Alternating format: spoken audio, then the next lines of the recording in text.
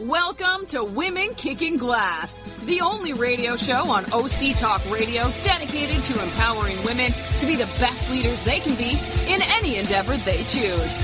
Patty Grimm is our host and interviews top women in a variety of fields to help women grow, learn, and lean in together. Patty has over 25 years of experience in primarily male-dominated fields in senior-level management positions. Patty is the owner of Advantage Training Limited, an organizational leadership team training company.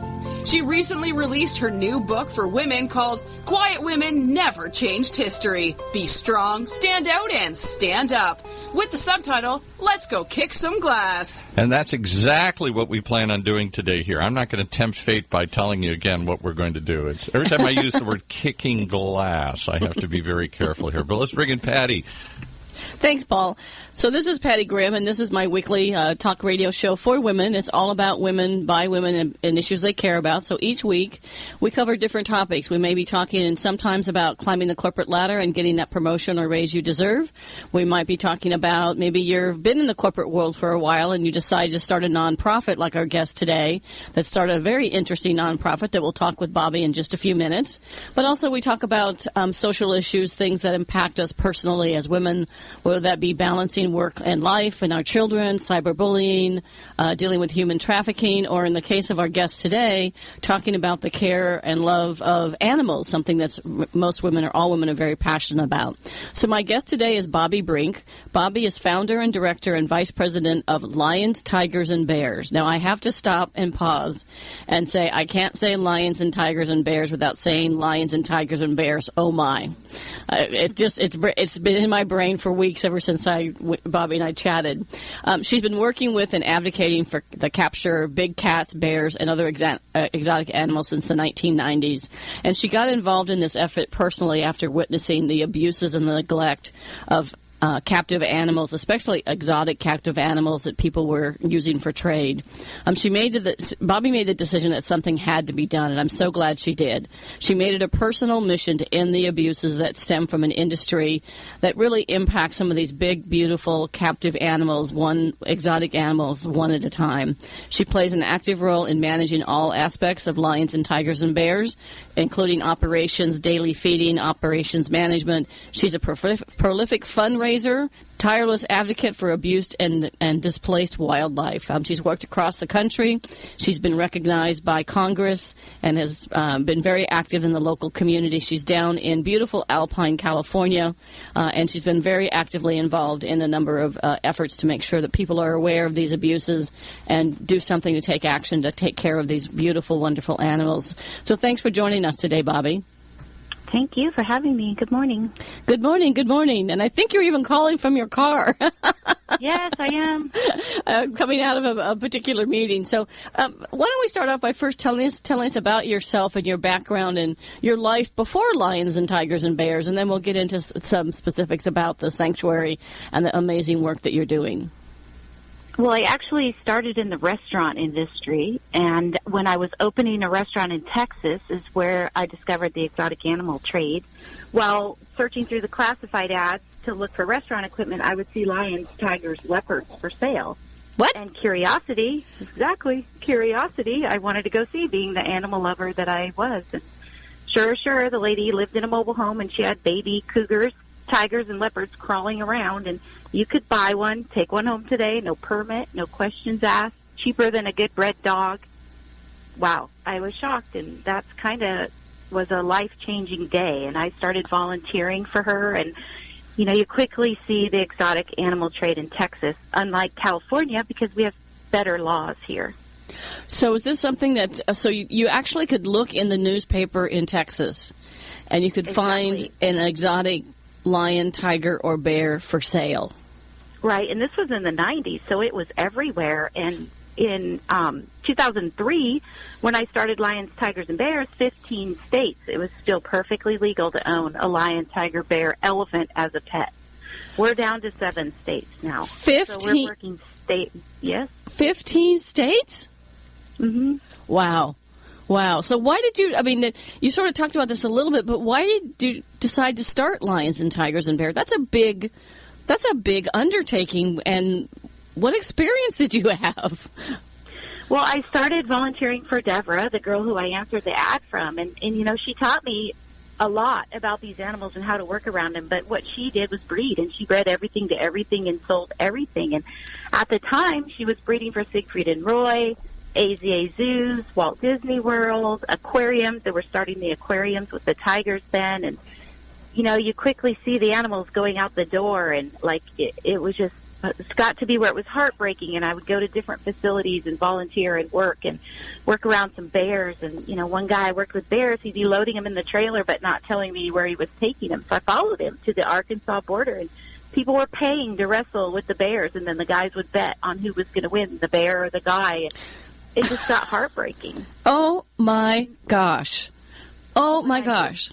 Yeah, so you try, I've called everybody, the sheriff, the Humane Society, animal control, anybody I could think of to turn these people in, but it's legal, so there's nothing they can do. And they have fresh food and water. They can't even get in trouble for animal abuse. So even if I would explain, well, if I don't give them fresh food and water, they don't have it. It just, nothing would work.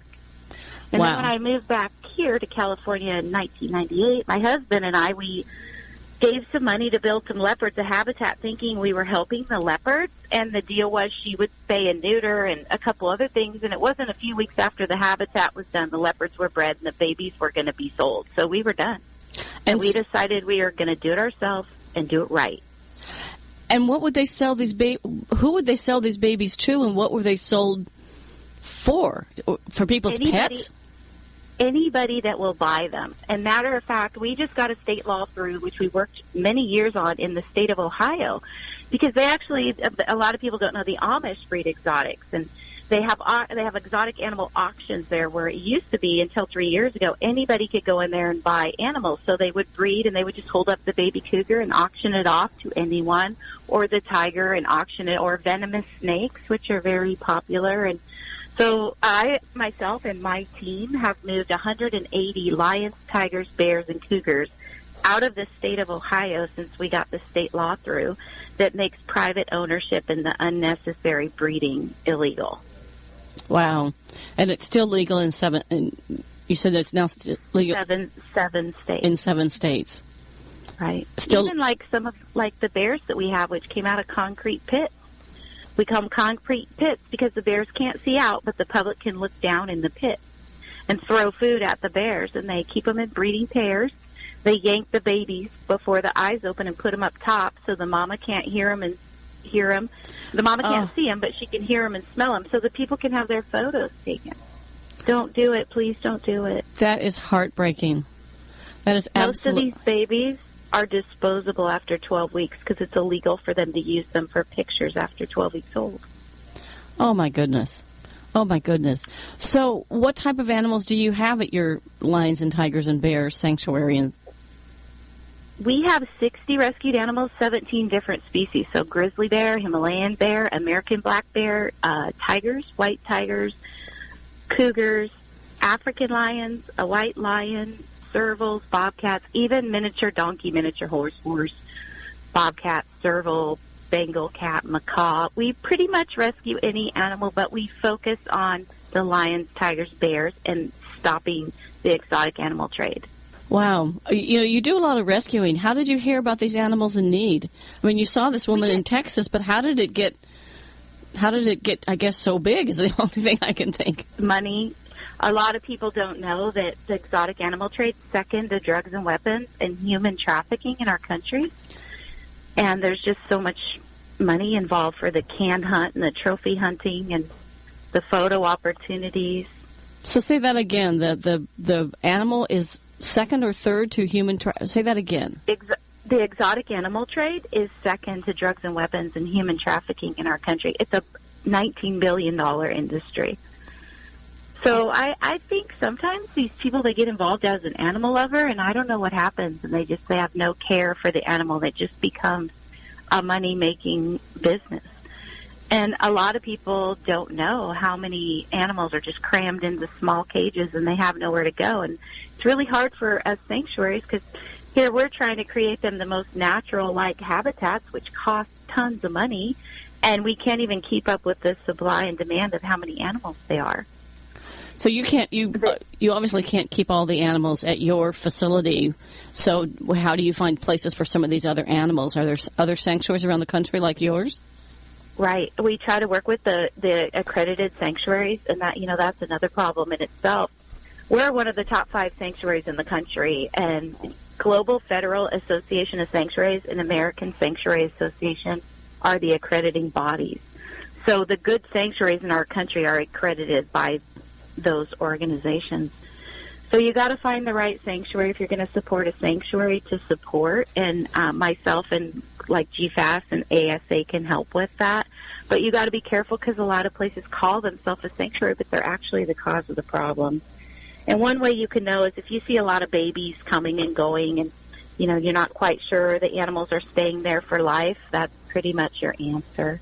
And if you see the word conservation a lot, because there is no proven putting these big cats that have been hand-raised back out in the wild. They can't go back out in the wild. They'll walk right up to humans. They can't survive. They can't survive. Right. So we hear a lot about the cub petting zoo industry. What is it and why is it so bad?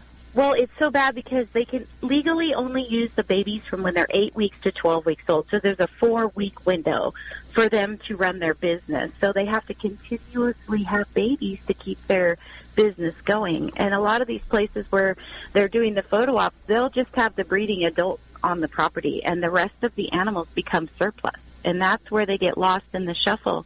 There's no federal tracking, so we don't even know how many animals are being put down or disappear into the exotic animal trade, exactly where they go. So it's just really, really sad. There's not one legitimate place in our country that does the photo op. So what do they do with these babies after 12 weeks old? That's a really good question. And they used to give them to the sanctuaries, but the sanctuaries fill up and they'll stop taking them because it enables them to continue doing it. And then because the sanctuaries also expose what they're doing. So they want to keep the public thinking it. They tell the public they're rescuing the animals or it's for conservation of this species. The AZA zoos, which is like our San Diego Zoo, they are the only organization in the whole country that holds the SSP plan, which is a species survival plan. Okay. So if there is such a thing as legitimately breeding big cats in our country, that is who holds the SSP plan. So things like the San Diego Zoo, the Washington State Zoo, or any of these zoos, how do we know if we're visiting these zoos with ourselves and our children that we're visiting a zoo that's actually taking care of the animals and not abusing the animals? Right. You can most times just look on their website because they will have that American Zoological Association logo. And, a good reference is find a zoo that you know is one, like San Diego Zoo, and then you know what that logo looks like. Because a lot of them make up their own accreditation, like they'll change the letters around to be something different and say that they're accredited. So it's AZA, American Zoological Association, GFAS, and ASA, so Global Federal Association of Sanctuaries and American Sanctuary Association. Those are the accrediting bodies in our country. And while I know this isn't exotic animals, a lot of us have taken our children to, and even on Easter Sunday, they always have little animals at church that are there for people to pet. The lambs and the sheep and the various kind of little animals are there. What about these traveling petting zoos? I know this isn't exotic animals in your area of expertise, but what about these petting zoos that they just sort of put these animals in these trucks basically and take them around to different locations for fairs or something going on, and we have these little petting zoos? Are those okay? Well, a lot of times those animals, they'll only put up with the kids chasing them around and playing with them for so long. So again, they've got to rotate through animals. That's how we have some of our rescued livestock that we have. Yeah. We don't really focus on rescuing livestock. We have the animals that we have, they stay for life because we're a sanctuary. And a lot of times the livestock rescues can actually place the livestock animals in loving homes forever because some of those domestic animals do make great pets. if somebody's a responsible pet owner. So the rescued animals that we have like that, we call it animal encounters, and it's a place where the kids can come and learn if they really want to have a goat as a pet or a mini horse as a pet, and how to care for it and what the responsibilities are before the family takes that animal on as a pet. Okay, interesting. And what about do some of the people? I mean, the people that have these exotic pets, or exotic animals? Excuse me. Are they having them as pets? Are they, like, I think you mentioned they were, being used in Ziegfeld and Roy in Las Vegas in their lion show or in movies. How are those animals treated?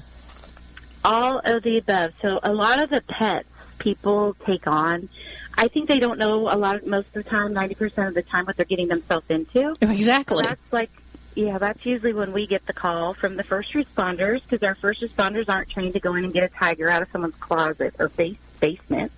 And then that's where we'll help. So we work all across the country, and if they're compensating an animal, I've even seen people have the tigers and the leopards on top of their drugs, the drug dealers. So it's a safe place to keep their drugs. And we'll go in and help get the police will go in and secure the people, then we go in and get the animals, and then they can go back to doing whatever it is they're doing at that particular property.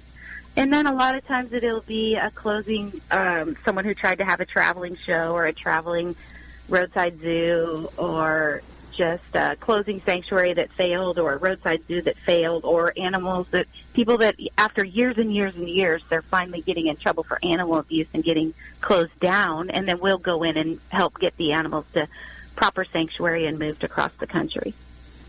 Wow. And to wherever is the best place we can find for them to live out their life with a little bit of dignity. Yeah. That's it's interesting. This guy was on TV last night. There's actually a new movie out. I think it's by Disney. I'm pretty sure it's a Disney movie on Made in China on a lot of the different animals, and it looks adorable and cute. But is there any danger to these animals that are in these movies, or are they just more natural when they're sort of filming them this way? It's just such an unnatural lifestyle for these big cats.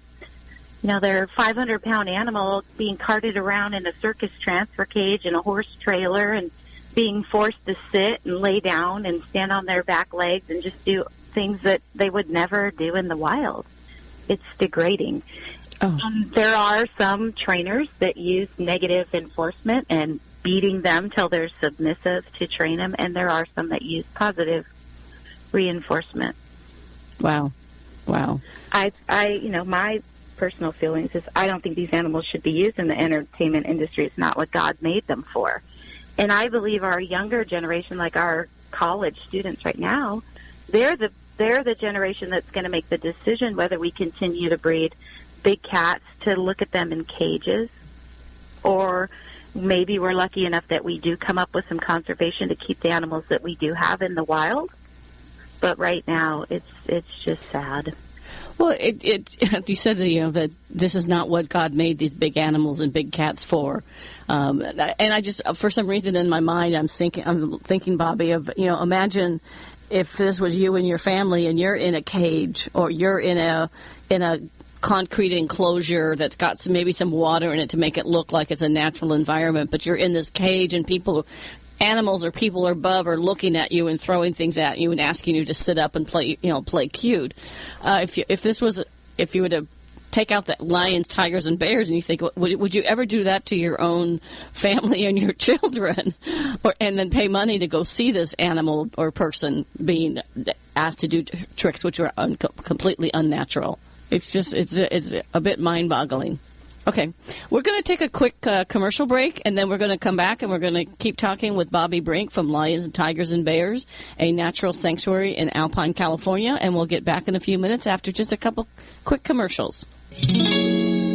Imagine what it would feel like to lose everything. Your job, your home, your family, your dignity. This has happened to thousands of the men, women, veterans, and young adults we serve at Working Wardrobes. What do we do to help? We provide career development services, life skills workshops, job skills training. We provide the perfect interview outfit, and we get clients placed in jobs. Call Working Wardrobes, 714-210-2460. Donate, volunteer, invest, hire.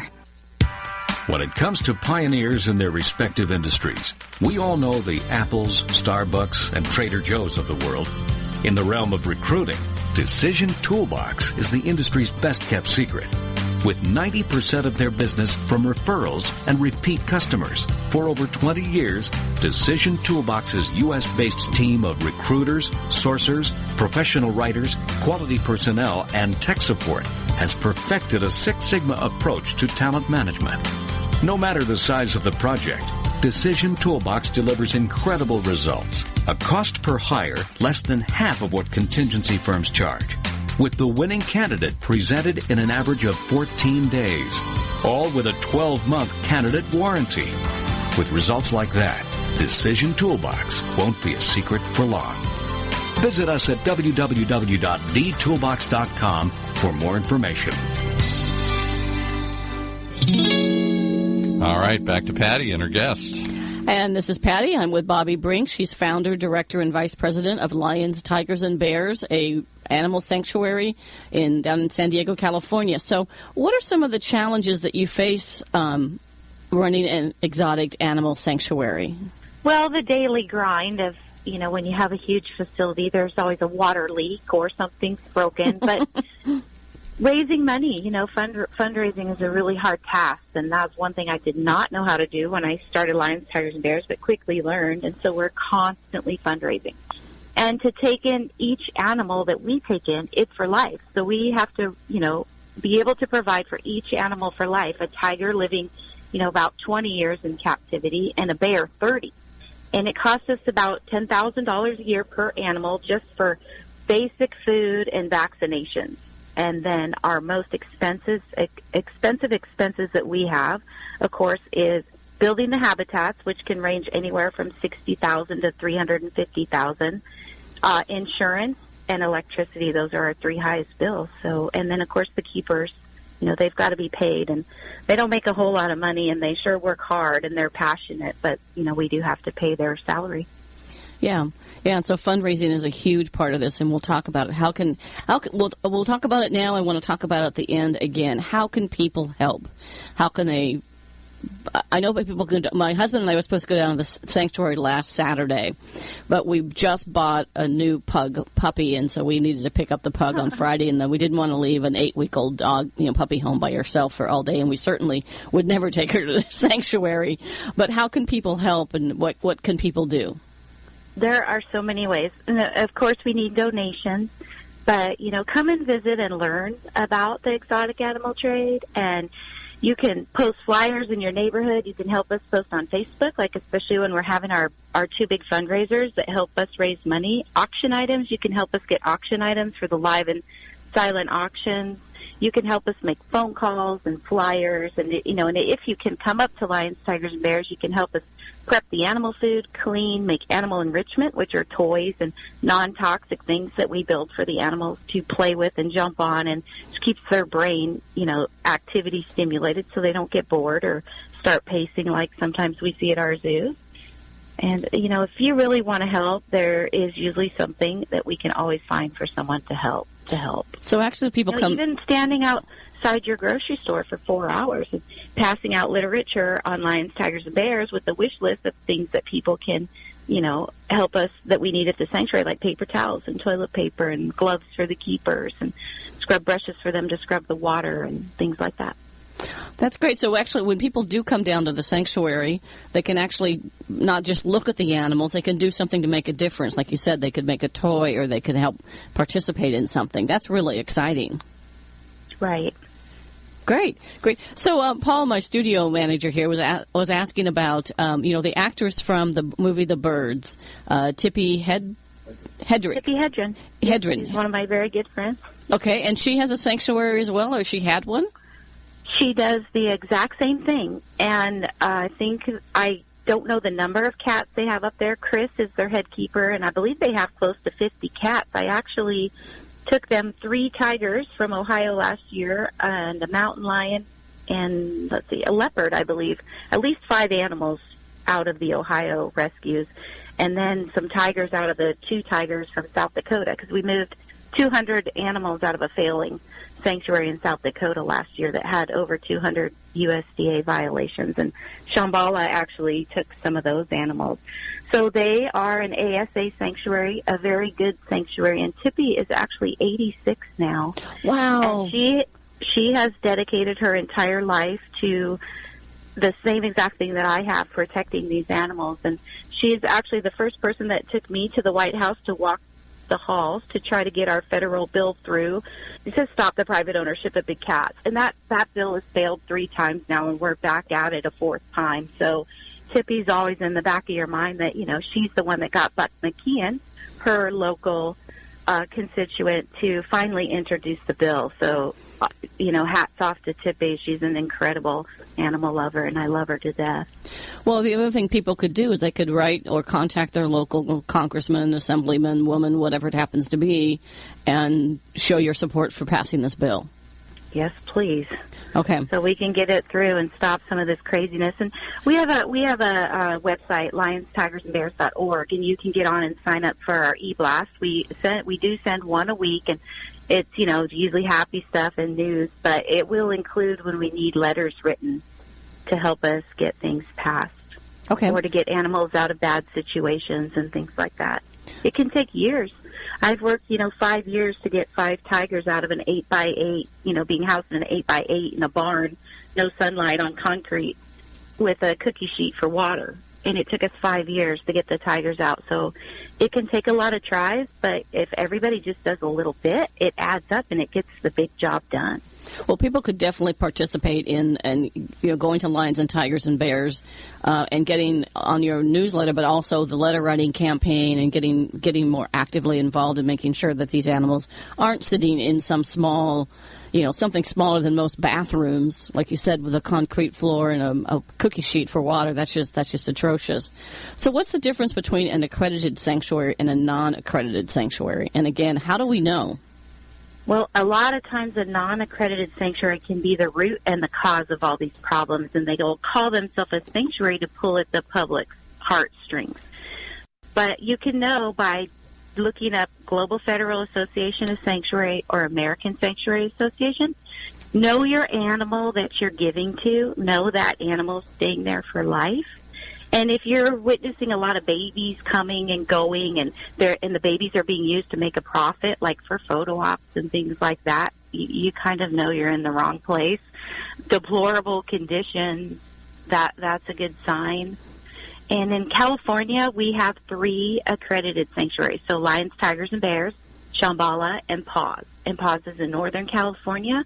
Shambhala is in Acton, and we're in Alpine, east of San Diego. Okay.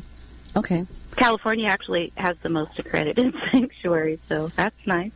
So what? I'll quiz you a second. What are the 7 states where this is? It's still legal to have these? Oh gosh, and hopefully I don't get this right. It's the wrong. It's Wisconsin, the Carolinas, Nevada, Florida has more big cats than any place in the world and any state in the country. Texas has more tigers than there are in the wild. And I believe Texas is still state by state. They don't have a state law. Yeah. And Indiana. Okay. Wow. So what type of veterinary care do the animals receive, and how is that accomplished? Because, a lot of times when we go in and get these animals, they've never even seen a vet. And sometimes we'll do the medical right there in the field if we have to dart or sedate the animal. So we always have a vet on site with us so we can at least get an initial blood draw and, take a look at their teeth, because a lot of times they need dental work. We have 9 different vets that we work with, and Dr. Jane Meyer being our head vet. She worked for the San Diego Zoo for many, many years. And she's an incredible vet, so we have her knowledge. And Dr. Jen Conrad, who runs the Paw Project, which helps people to know not to declaw their cats and just how painful it is for the big cats that have been declawed. And she's one of the only vets that will that works on the big cat's paws to try to relieve some pain if they have been declawed, because they'll have pain for life after that. So it takes a lot of vets. Our animals even have a skin doctor and an eye doctor, just like you and I, if they have an eye problem or a skin problem like an allergy. One of our African lions was actually allergic to people's dander, so go figure. There's a lot of people that are allergic to cat or dog dander. Mm-hmm. So this was actually, it was a lion, or what was it? An African lion, Bakari. He came up allergic to rabbits, and we do feed rabbit every once in a while because they are meat eaters, and human dander, and then a couple plants that we don't even have anywhere near our property. But those were the things that he came up allergic to, and we've since been able to get him to stop itching, and he doesn't break out anymore. And so having the vet, it helps them. Wow. And so I guess do you personally take care of everything and all the operations at Lions and Tigers and Bears? So you take care of the administrative, the fundraising, the daily care and feeding? I help with everything, and I have my hands in everything, but I've got an incredible team. So my assistant, Amy, tries to keep us all organized, and we've got some keepers outside, and they work with and teach the intern students, and they take the visitors around for the educational visits, and we all work together to get this done. So are you doing anything around like education at different groups, whether that be, I don't know, a chamber group or a school, or how can people find out more? What kind of education do you offer? We do, and that's exactly why I'm sitting in my truck. I just left doing a Rotary presentation for the morning breakfast, and then we have volunteers that will go out and table at community events, and any group of 60 or more people, I try to go and I'll show a 12-minute video and then, talk and answer questions, and we just do whatever we can to get the word out. Yeah, and then, of course, we have 6 educational visits a week where people can sign up by appointment, and we take you around and introduce you to the animals and try to explain the best we can what's going on in our country. Wow. And and people can actually come, what are the days or times that people can come to the sanctuary? You can get right on the website and book, and it's Wednesday through Saturday at 10:30 and Friday and Saturday at 1:30. Okay, and it takes about 2 hours, an hour and a half, 2 hour visit. Okay, so about an hour and a half, 2 hour visit. And can people bring kids? Yes, you can. Okay. We are actually working on putting a interactive scavenger hunt together for the kids so it keeps them engaged on the visit, and then they win a prize at the end. And we'll have that done by the time the kids get out of school. Okay, and what's your website again? It's lionsstigersandbears.org. So everything is plural, and is spelled out, .org. Lions, Tigers, and Bears. Lions, Tigers, and Bears. No, oh my. No, oh my. But oh my. You know what? I don't even remember what movie that was in or where that came from. The Wizard of Oz. Oh, was it The Wizard of Oz? Oh, you know what? I couldn't remember where it was from, but I tell you, it's you cannot I cannot think or say Lions and Tigers and Bears without the oh my. So what are some very specific things people can do to help? So let's go through those. Of course, donate. Get on our email and share with your friends. Get on our Facebook and share with your friends. If you want to help collect wish list items, or get out in your community and pass out flyers about LTB, you can come and volunteer. Really, we just need people to know what's going on so they don't support it. Because, like I said, our younger people, they're going to be the one to make the decisions for our animals in the future. Wow. That's great. And so can people go on the website and get a list of what's on the wish list? Yes. Okay. Because I think people will be surprised sometimes at things that are on wish lists. I know my husband and I did some work down in Manzanillo at a Catholic orphanage of kids that were between the ages of, I'd say they're between the ages of about 7 and about 18. And so we went down with extra suitcases of stuff, and we had soccer balls. But what people don't realize, some of the things on the wish list were simple things like paper towels, like in the case of the girls, it was things like makeup, cosmetics, Tampax, it was cereal, it was milk, it was laundry detergent, there's things you wouldn't think about that people they would need, but they needed these at this orphanage because most of these kids came from abused homes or parents that were in jail for drugs or various kinds of things. So what are some of the things on the wish list? And can we donate them and just mail them to you or send those to you? Yes, you can. Matter of fact, through Amazon Smile, and they will ship them. So if you get on our website, you can go to the Amazon Smile, or even just go to Lions, Tigers, and Bears Amazon Smile, and we have a wish list there. And on our e-blast, at the bottom of our e-blast, we always send out the updated Amazon wish list of items that we need. And, construction.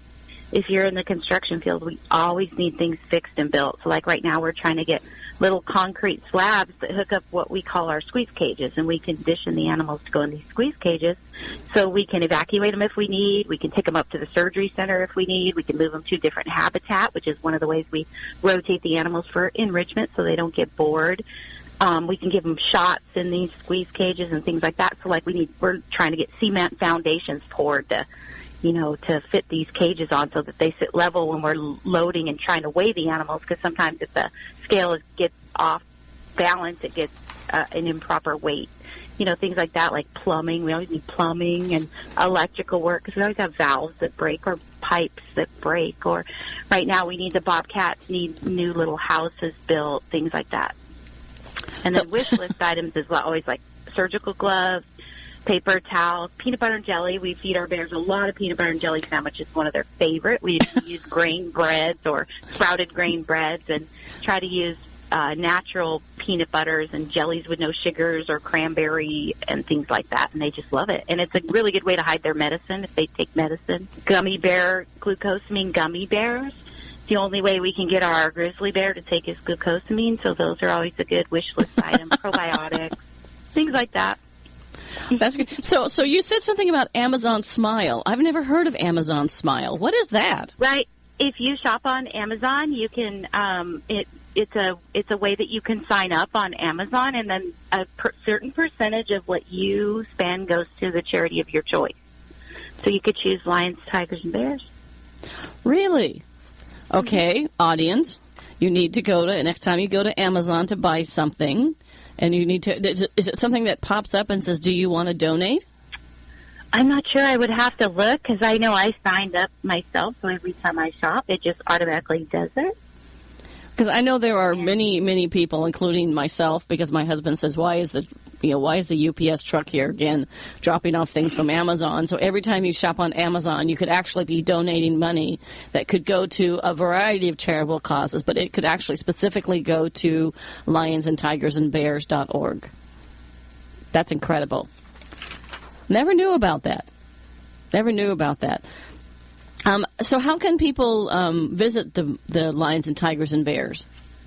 Well, we just do member visits by appointment, so you can either call or get online and just book an appointment. Because we're not like a zoo where you can wander around. It's an educational visit, and a keeper and volunteers will take you around and introduce you to all the animals, and then you've got a little bit of time where you can free roam, but it's by appointment.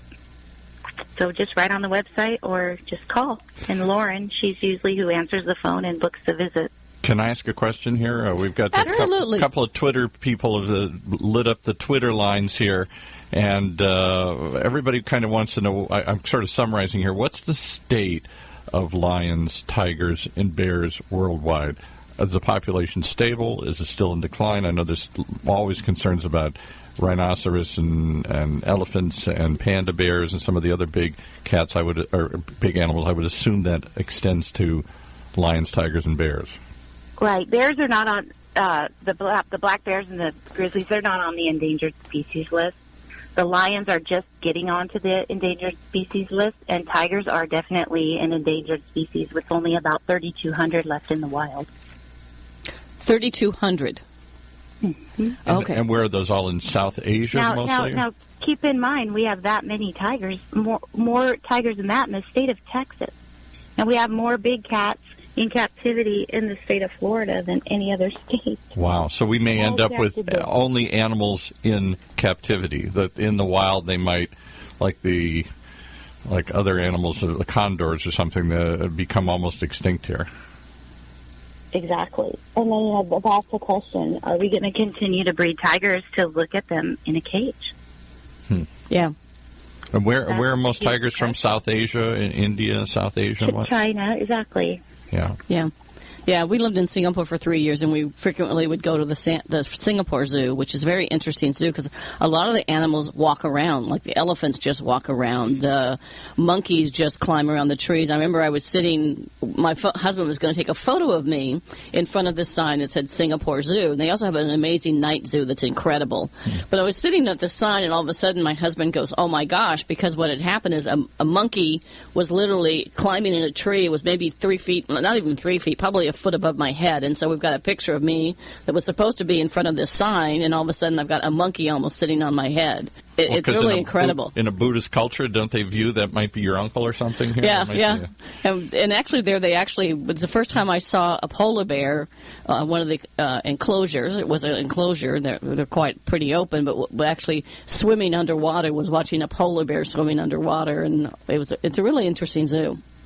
Amazing. And the other question people were asking is, again, is there any legislation coming up? Is this just periodically pop up? Or, because I don't know, is there any push to abolish the exotic animal trade altogether here in the United States? You mentioned before some bills that had failed, and is there anything coming up? It's called the Big Cat and Public Safety Act, and it is a federal bill. And I believe the new number is H.R. 1998. Okay, so there's somebody still pushing it and trying to bring it back, because it seems like so many of these bills, if there isn't any, once they die, there's no impetus to try and push them through again. Oh no, it just got reintroduced. Matter of fact, within the last month. Okay. So now is the time for people to go to your website, get on your newsletter, and start letter writing campaigns to their local officials. Give us the name again. And all that. It's the Big Cats and Public Safety Protection Act. Big Cats and Public Safety Protection Act. And do we know who's sponsoring it? Myself, Big Cat Rescue, Born Free, Humane Society. I mean, who's introducing it in Congress? What congressman is pushing this? You know what? I would have to look that up. We're trying to give that... Because it was Loretta Sanchez and Buck McKeon, and Buck McKeon is now retired. Yeah, he's a Republican here. And oddly enough, he's a Republican. And Loretta Sanchez, it's bipartisan, so Buck McKeon was the Republican, Loretta Sanchez from Orange County here. From Orange County here, where we are. Yeah, and now there's a different Republican. I'm sorry, I don't know his name, but I believe he's from North Carolina. Well, good. Well, let's find out and give him a shout-out, because we want to encourage bipartisan anything these days here. I didn't think that could happen anymore here. Yeah, so you've had the sanctuary since 1990, and I'm sure it's grown and expanded since that time. Have there been any sort of natural disasters that you've had to deal with, whether it be the earthquakes or fires in the area? Because Alpine's pretty remote. We've evacuated for fire twice, and we have a stay-in-place, a slow evacuation plan with the fire department. So fires, that's our biggest risk, and we're constantly practicing and setting up, for fire. Now, a lot of parts of the country, it's tornado. Yeah, that's interesting. So why is your sanctuary a non-contact with animals? For safety reasons. These are top of the food chain, apex predators. They could kill you in a hot second. So they are a very dangerous animal, and especially like in our instance, because we don't know these animals when we pick them up, and we don't know what they've been through and how they've been treated. So it's just a lot safer. When I started lions, tigers, and bears, we just don't want to get anybody hurt. So we practice what we call protective contact, where there's always a piece of chain link between yourself and the animal. And we don't like pet through the fence or any fingers through the fence. And there's barriers that keep the public, if we choose to take them behind the scenes, 3 feet off the fence. And then there's 8-foot perimeters outside of that where the kids can't get to the interior fence. So it has to be super, super safe. Can I share one story? A resort prison. One is it Shambhala? Is that the name of Tippi Hedren's reserve? Yep, Shambhala. Yes. Many years ago, my wife I grew up with a mother who ran an animal shelter and was a real animal activist in her suburban community back home. We had lots of animals, and my wife's the same way. So we went up. We found about. I never had heard of yours, I'm sorry to say, but we heard about Tippi Hedren's and went up there.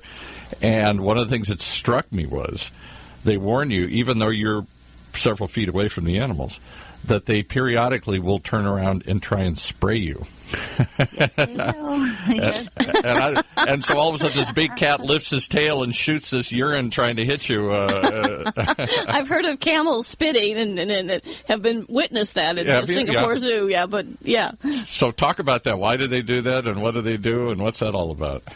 Well, they're marking their territory, and kind of like your house cat would spray. So they're just spraying to mark their house.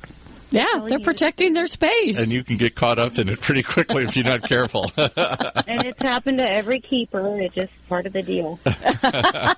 It's a rite of passage, right? Exactly. Okay, Bobbi, this has been great. So I guess I'd like to maybe have you just summarize for people or tell us just in the last couple minutes about what you want people to know about lions and tigers and bears, how we can help, and how we can get in touch with you, get on your newsletter, and also visit the sanctuary.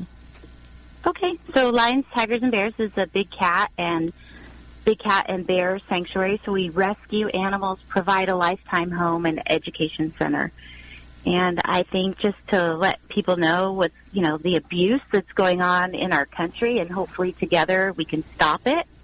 And that you can come out and visit and learn about our animals. And we just thank you in advance for the help. Thank you. And people can donate time, money, skills instead of Habitat for Humanity. This is Habitat for Exotic Pets. So you can, if you have a skill and you can pick up a hammer and know how to lay concrete, you can help in that way. You can donate items. You can obviously donate cash. Visit the sanctuary. There is a small fee, but it's worth it. It's going to go to the animals and taking care of them. So, Paul, you look like you have something to say. One last question. Somebody tweeted in here. Are you encouraged that Barnum & Bailey, after 100-plus years, has ceased operation and they're no longer going to truck exotic animals around the world due to declining sales and more people not finding this a positive thing here? And the second part of that, I would say, is what happens to all those animals that they have to retire from the circus? We are ecstatic that they have thrown in the towels for the tigers. And a lot of people just don't know the abuse that a lot of trained animals go through to be trained. And I'm not saying all. I'm just saying, the majority. And being carted around the country and forced to do tricks that aren't natural. And, it's crazy. And it just goes to show you times are changing. Yeah. And people are, catching on, and they're wanting to do the right thing for animals instead of the wrong thing. And that's why I truly believe we're going to see, in my lifetime, it turn from zoos to sanctuaries, because I believe we will start doing better by our animals and taking better care and trying to let them live the more wild lifestyle that they're actually supposed to live. But it takes so much space. My wife and I are always tempted to go to zoos because we're animal people, but when we do, our hearts break because you see so many of the big cats or big animals pacing. I mean, they literally go insane after a while in some of these smaller enclosures, don't they? Yes, they do, and it's really sad. And to answer the second part of your question, we actually just brought in 3 lions last week that are retired circus and entertainment animals. So a lot of people don't know sometimes the trainers own the animals or they own the act. So like in this particular case, this owner has, decided he needs to retire instead of going on and trying to start his own show or giving the lions to some place to breed, or he's actually stepped up and done the right thing and found them sanctuary. That's great. That's great to know. So there's the beginning of some circus animals retiring.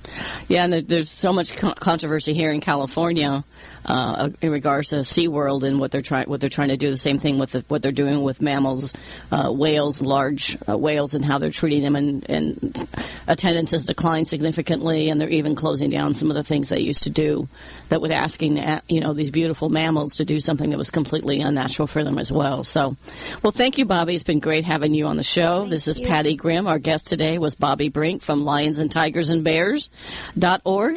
You can help out by donating money, time, and a variety of different things. Get on their newsletter and be sure and get on the letter writing campaign to help pass this law that will make some of these things illegal for many of the states that still have exotic pets. So this is Patty Grimm with Women Kicking Glass. I encourage people to contact me for a number of things. One, contact me if you'd like to be a guest on the show. I interview women and men about issues that are impacting women, our children, our careers, our lives, our sanity, and our care and love for animals, like on today's show. So it's been great having Bobbi Brink on the show from Lions and Tigers and Bears. Also contact me if you'd like to contact me about doing a speech or presentation or doing a workshop for the women of your organization. I do many of those workshops. I just did one the other night, a 2-hour workshop for a group of civil engineers that were looking at their careers and paths and going forward. And so my email is pattygrimm@live.com, and that's PATTIEGRIMM@LIVE.com. You can also go to Amazon, and if you do go to Amazon, make sure you take advantage of Amazon Smile and donate money to Lions and Tigers and Bears.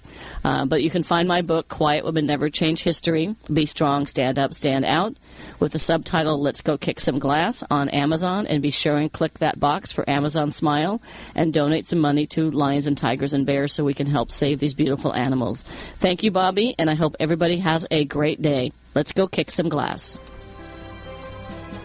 Thanks for listening to Women Kicking Glass, the only radio show on OC Talk Radio dedicated to empowering women to be the best they can be. Listen each week or download the podcast at patty.grimm.podbean.com. To reach out to Patty to schedule a speech webinar or to learn more about her leadership and team training, contact Patty at pattygrimm@live.com. For more information about her company and her books, have a kicking day.